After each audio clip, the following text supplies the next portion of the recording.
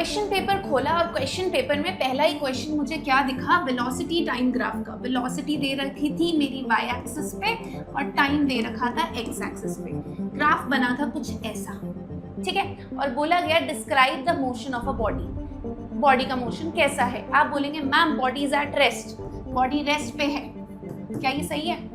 नहीं, ये बिल्कुल गलत है, क्योंकि आप यहाँ पे एक बहुत इंपॉर्टेंट पॉइंट मिस कर गए हैं। क्या पॉइंट है? ये ग्राफ है बेटा velocity time graph. Velocity time graph में अगर मुझे ऐसी फ्लैट लाइन दिखती है, इसका मतलब ये नहीं कि बॉडी रेस्ट पे है। बॉडी कब रेस्ट पे होती है? जब डिस्टेंस टाइम ग्राफ में मुझे ऐसी फ्लैट लाइन दिखे, ठीक है। तो जो बच्चे जल्दबाजी में ये वाली गलती करके आ चुके हैं या आगे करने वाले हैं, प्लीज़ इस मिस्टेक को करना बंद कर दीजिए, क्योंकि आज हम सीखेंगे वेलोसिटी टाइम ग्राफ। उसके बाद वेलोसिटी टाइम ग्राफ का हम कोई भी क्वेश्चन कभी भी गलत नहीं करेंगे, राइट। तो चलिए शुरू करते हैं अपना आज का topic, that is velocity time graphs. कैसे बनाए जाते हैं? क्योंकि पहले अगर हमें बनाने आ गए, उसी के बाद तो हम उन्हें इंटरप्रेट कर सकते हैं, उसी के बाद तो इंटरप्रिटेशन के थ्रू हम कुछ कुछ चीज़ें भी फाइंड आउट कर सकते हैं, जैसे acceleration, distance, through these velocity time graphs, ठीक है। तो इंटरप्रिटेशन का पहला step is how to plot a velocity time graph, ठीक है। तो यहाँ पे मुझे कुछ डेटा दे रखा है। डेटा क्या है? कुछ टाइम की वैल्यूज़ है और कुछ वेलोसिटीज़ की वैल्यू है।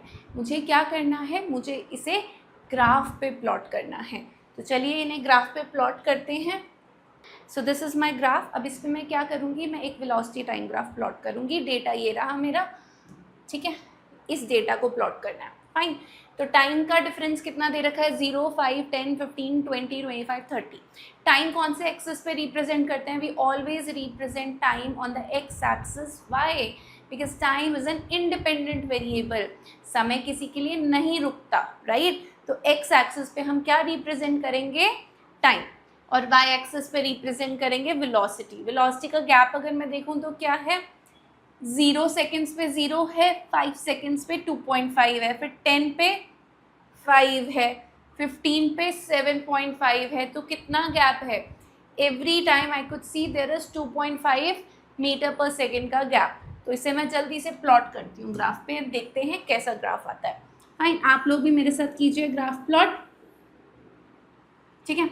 ये बनाई मैंने एक्स एक्सिस, ये बन गई मेरी वाई एक्सिस। आप प्लीज़ स्केल से प्लॉट कीजिएगा, फाइन। तो टाइम पे मैं गैप ले लेती हूँ 5, 10, 15, 20, 25 एंड 30, ठीक है। This is time axis, time is in seconds. यहाँ पे मैं प्लॉट कर रही हूँ वेलोसिटी, ठीक है। तो this is 0, now this is 2.5, 5.0, 7.5, 10.0, 12.5 and 15.0, ठीक है। अब डेटा के हिसाब से चलें तो डेटा क्या कह रहा है? 0 सेकेंड्स पे वेलोसिटी थी 0 और 5 सेकेंड्स पे है 2.5। तो 0 पे 0 तो यही हो गया, और 5 पे 2.5 will be this, change the pen,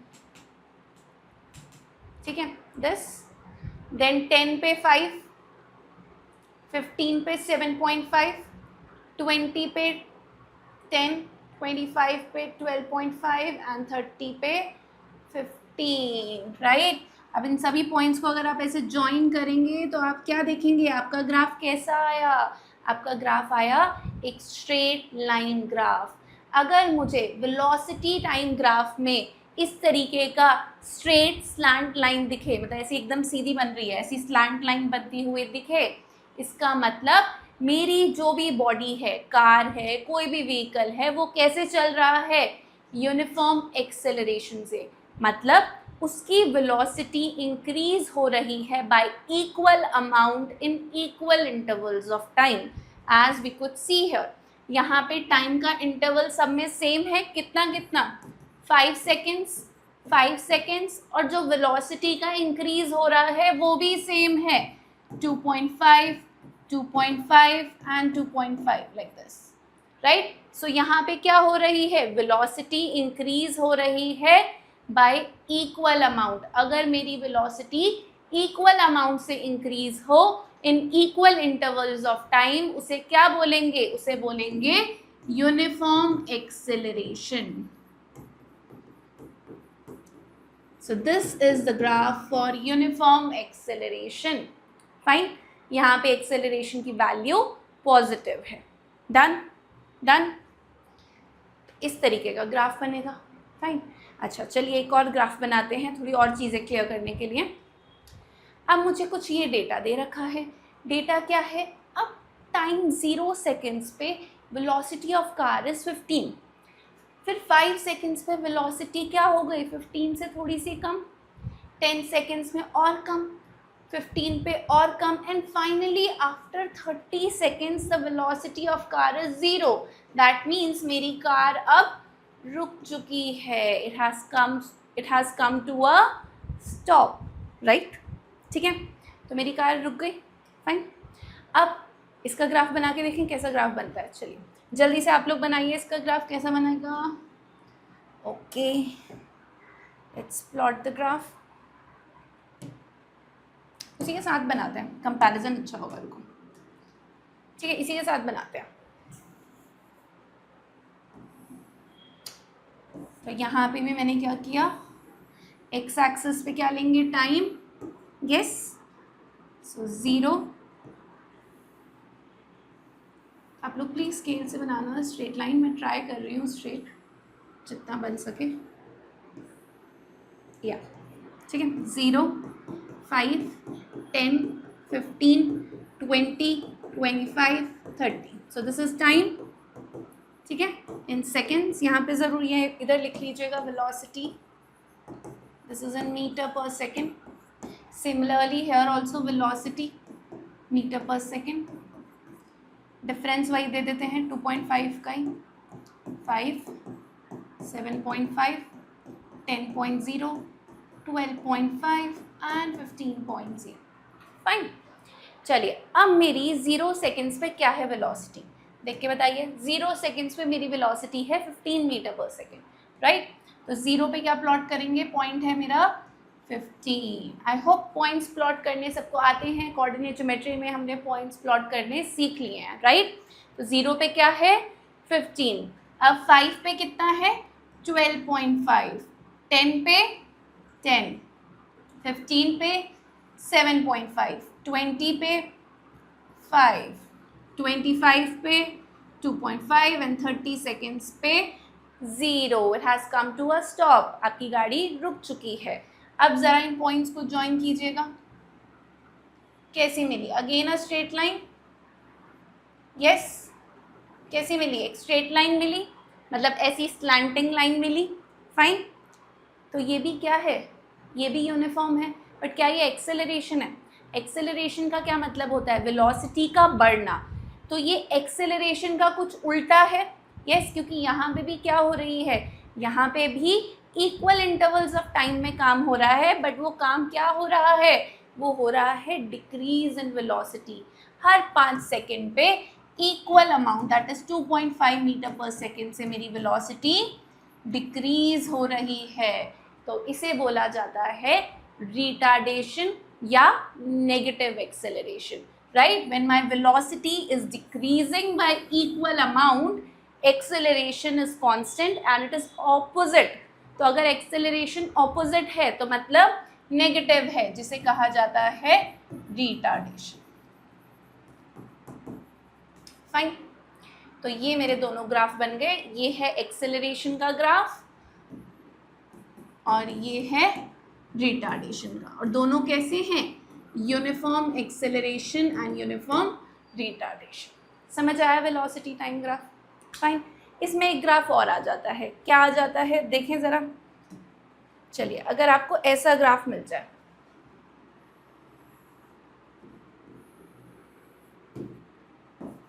velocity time, कुछ ऐसा बनाना. आप बोलोगे मैम यही ग्राफ तो आपने सबसे पहले पूछा था. हाँ जी बेटा, ये वही ग्राफ है. वेलोसिटी टाइम का ग्राफ है और it is a flat line, means parallel to the X axis. अब इस ग्राफ का मतलब ये तो बिल्कुल नहीं है कि मेरी कार रुकी हुई है, इट इज़ एट रेस्ट. जबकि इसका मतलब ये है कि मेरी जो कार है वो यूनिफॉर्म वेलोसिटी से चल रही है, वो एक कांस्टेंट वेलोसिटी से चल रही है। सो वेलोसिटी टाइम ग्राफ में इस फ्लैट लाइन का मतलब क्या होता है? इसका मतलब होता है यूनिफॉर्म वेलोसिटी। अगर वेलोसिटी यूनिफॉर्म है तो एक्सेलरेशन क्या हो जाएगी? Zero. So this is the graph where acceleration is zero, क्योंकि एक्सेलरेशन मतलब क्या है? वेलोसिटी का चेंज होना। तो क्या यहाँ पे कोई वेलोसिटी में चेंज मिल रहा है? नहीं। देखिए टाइम बदल रहा है पर मेरी वेलोसिटी सेम है। लेट्स से यहाँ 15 थी तो 15 ही है। यस, वेलोसिटी तो चेंज ही नहीं हो रही। अगर वेलोसिटी चेंज ही नहीं हो रही तो एक्सेलरेशन ज़ीरो हो जाएगा। That means this is uniform velocity graph. तो ये कन्फ्यूजन ज़्यादातर बच्चों को होती है कि मैम फ्लैट लाइन का मतलब तो रेस्ट होता है। बेटा वो रेस्ट होता है लेकिन सिर्फ डिस्टेंस टाइम ग्राफ में होता है। वेलोसिटी टाइम ग्राफ में इसका मतलब बदल जाता है, राइट? रेस्ट तो कह ही नहीं सकते। जब मैं बोल रही हूँ कि यहाँ पे इसकी वेलोसिटी 15 मीटर पर सेकेंड है, अगर किसी चीज़ की वेलोसिटी ऑलरेडी है, क्या वो रेस्ट पे हो सकती है? क्या वो रुकी हुई हो सकती है? नहीं ना। क्लियर अब ये बात? पक्का? ठीक है, चलिए ये तो हो गई हमारी बात एक्सेलरेशन और रिटार्डेशन और एक्सेलरेशन ज़ीरो की। चलिए अब अपने नेक्स्ट चीज़ पे चलते हैं। That the next thing is कौन कौन सी फिजिकल क्वांटिटीज़ हम इस वेलोसिटी टाइम ग्राफ से मेजर कर सकते हैं। अब जिन जिन बच्चों ने मेरे साथ डिस्टेंस टाइम ग्राफ किया है उन्हें पता है स्लोप कैसे निकाला जाता है, राइट? तो यहाँ पे भी हम सेम वही चीज़ करेंगे, हम वेलोसिटी टाइम ग्राफ का स्लोप निकालेंगे। जो वेलोसिटी टाइम ग्राफ का स्लोप है वो मुझे किसकी वैल्यू देगा? एक्सेलरेशन की वैल्यू देगा, राइट? तो चलिए मैं आपको एक बार निकाल के दिखाती हूँ यहाँ पे इस ग्राफ में। चलिए ये ग्राफ है मेरा कौन सा? Velocity time graph, right? ये लीजिए मैंने स्लोप निकालने के लिए 2 पॉइंट सेलेक्ट कर दिए। Let's say this point is A and this point is B. ठीक है, स्लोप कैसे निकाला जाता है? स्लोप निकाला जाता है बेटा y axis upon x axis करके, राइट? तो चलिए निकालें यहाँ पे slope y2 minus y1 upon x2 minus x1। ठीक है, तो स्लोप निकालने के लिए मुझे क्या करना है? एक राइट एंगल ट्राइंगल बनाना है। उसके बाद y एक्सिस के पॉइंट सिलेक्ट करने हैं, देन x एक्सिस के करने हैं। तो लेट्स से y2 पॉइंट हो गया मेरा ये 12.5 और y1 पॉइंट हो गया मेरा 5। ठीक है, अब यहाँ से x2 पॉइंट ये हो गया 25 एंड x1 हो गया 10। 25 minus 10. Now what is 12.5 minus 5? It is 7.5. 25 minus 10 is 15. 7.5 divided by 15 is what? 1 by 2. So acceleration is 0.5 metre पर सेकेंड स्क्वायर। मतलब इस गाड़ी की स्पीड इस एक्सेलरेशन से क्या हो रही है? इंक्रीज हो रही है।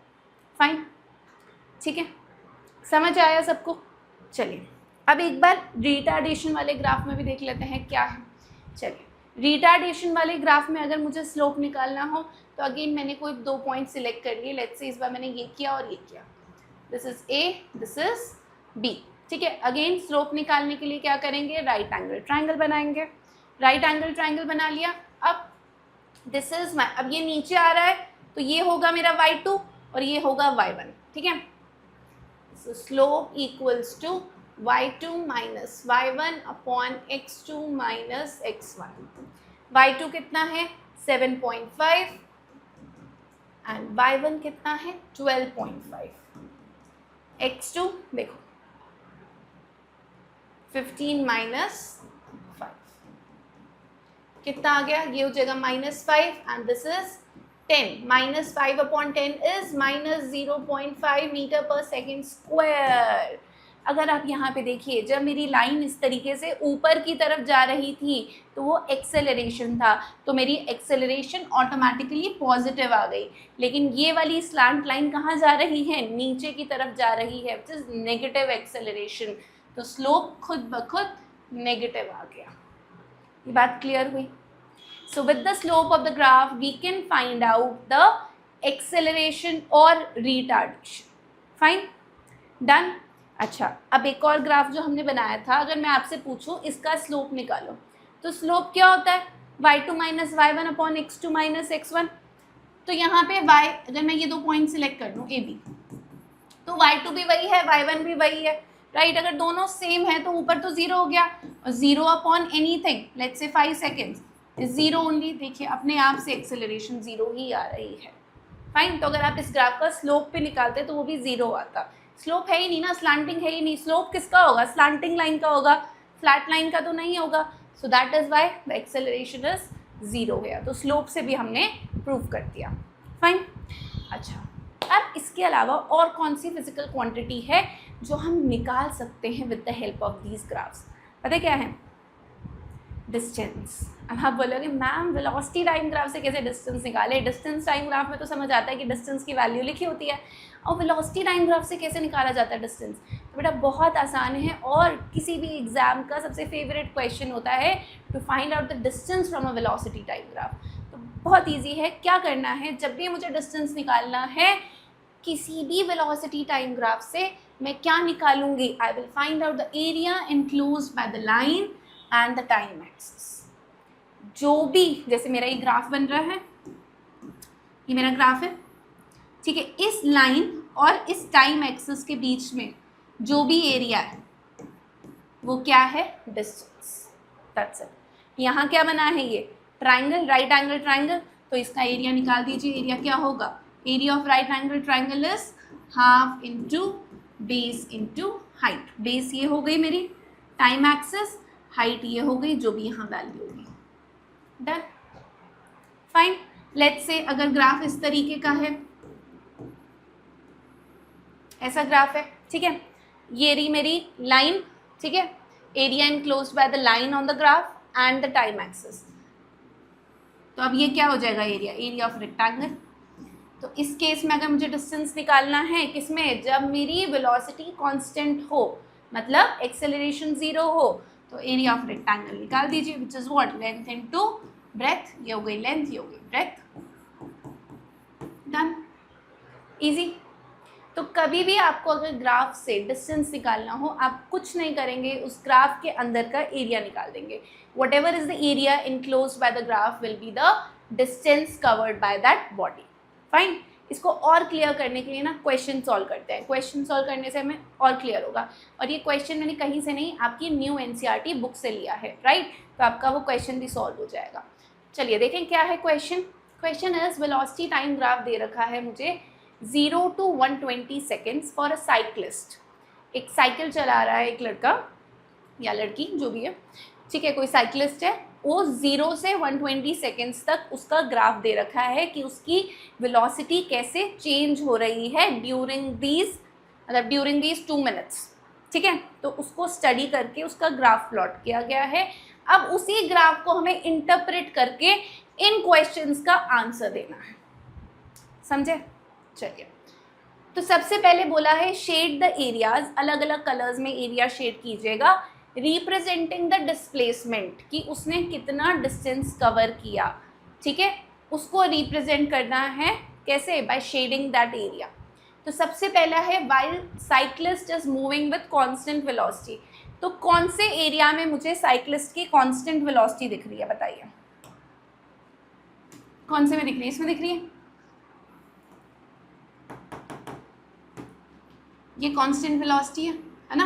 देखिए यहाँ पे चेंज नहीं हो रही, यहाँ 0 पे पहले इतनी हुई, इतनी बढ़ गई, 3 मीटर पर सेकेंड तक हो गई, लेकिन उसके बाद 3 ही है। 20 सेकेंड से 100 सेकेंड्स तक कितनी है उसकी? 3 ही है वेलोसिटी। तो ये एरिया मेरा क्या हो गया? कांस्टेंट वेलोसिटी वाला। तो इसको शेड कर दिया मैंने रेड, बस डन, ठीक है। इसको अच्छे से रेड शेड कर दीजिएगा कि न्यू एनसीईआरटी का क्वेश्चन। फिर when the velocity of the cyclist is decreasing, velocity निकालनी है साइक्लिस्ट की जब डिक्रीज हो रही है। तो डिक्रीज कहाँ हो रही है? यहाँ हो रही है। चलिए इसे दूसरे कलर से कर देते हैं,